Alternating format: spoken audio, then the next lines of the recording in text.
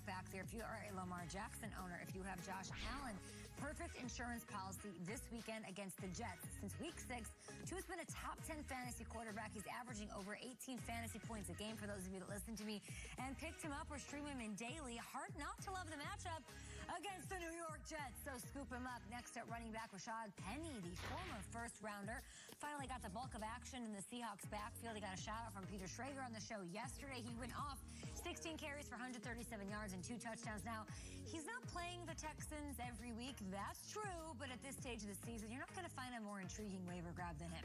Drafted before Nick Chubb by the Seahawks, still with the team, and finally had his breakout game this many years into his career. Yeah, like Pete Carroll, can we just make him the lead dog the rest of the way? Why did it take so long? I don't know, he's been hurt, he's been bouncing around, and then finally. No, he just hasn't been committed to. I think, nice. Here we go. Pete Carroll, commit to him. He's a real shot in the arm for the playoffs. I also San like Diego to look State guy. at Chargers running back Justin Jackson. If you have Eckler, I do think you should pick Jackson up as insurance. Eckler was banged up in the win over the Giants. Well, it does sound like he's going to be okay and good to go for Thursday Night Football on NFL Network. Company women against Kansas City.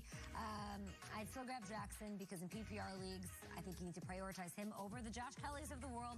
He's proven in the last couple of years that he can get involved in the passing game when Eckler is out. Next up, Mr. St. Brown. He's racked up 18 catches, 24 targets. You don't get that kind of volume on the waiver wire. That's over the last 2 weeks alone. He's the 8th highest scoring fantasy receiver in that span. Do we like him?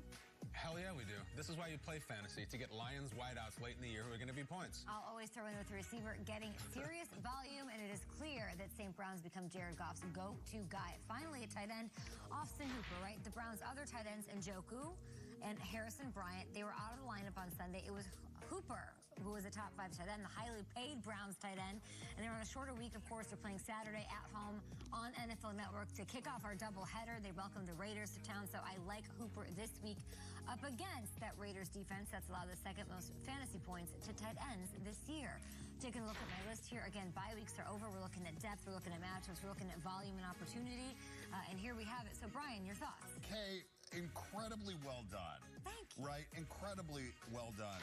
Totally not helpful to like 90%. Yeah. The playoffs are starting in fantasy. And if you're out, this is... I'm out, by the way. I'm out. I got eliminated in the office league. I got eliminated. Who got you? Krasinski? Who knocked you out? No, he's an idiot. Who's in the lead? Wilson, Rainn Wilson, Krasinski, a bunch of, I'm forgetting people. Andy Buckley, who played David Wallace. Novak? Writers. Not Novak, no. Novak writing funny lines. But I'm out. You're out. So that was really interesting. I was like, oh, should I pick this guy up? Yes, you should. No, because the year is over. Do you have a consolation bracket? Don't. We only play to win. Okay, no, but you can. But here's the thing. There's what you should do if you're a sick pup like me. You play in a league where you make. There's consolation brackets that get rewards. Like if you win the consolation bracket, you get to pick your draft order the next year. Like a cookie. That's a reward? I mean, it's better than a cookie. You get to pick where you draft at 1 out of 12 next year. Let me get Krasinski on the phone, and I'll figure this out. All right. We'll give him a call. Brian, do you not have something where if you finish dead last, there's a penalty to be paid or something? Yeah, but but it would have just happened. Once you're out, you're out. But if you get Austin Hooper, maybe you can get a win this week, and maybe you don't finish dead last. No, but it's the regular season. It's already over? Now. It's done. Oh, my gosh. We got 8 teams left. We're cutting down to 4. Right, I'm sorry, bud. It's that ship is sailed. But pick up Justin Jackson. But really, to sit on my bed? Oh, okay.